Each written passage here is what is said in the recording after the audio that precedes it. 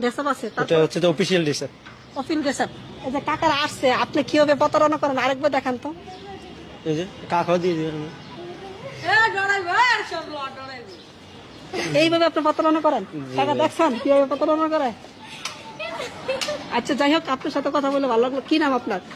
আমাদের ইমরান হোসেন বাহার। আপনার যে এই বন্ডামি সকল ফাঁস হয়ে গেছে গা, এখন তো আপনি মানে এই ধরনের প্রতারণা আর করতে পারবেন না।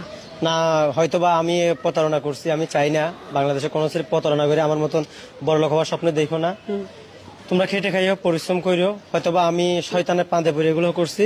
মানে সবাই আমাকে যে আপনি বাড়ি গাড়ি সবকিছু করে ফেলছেন। 3 বছর 3.5 বছর হয়েছে মাত্র। 3-3.5 বছর মানে ভিক্ষার ব্যবসা এত বড় ব্যবসা? এত বড় ব্যবসায়ী।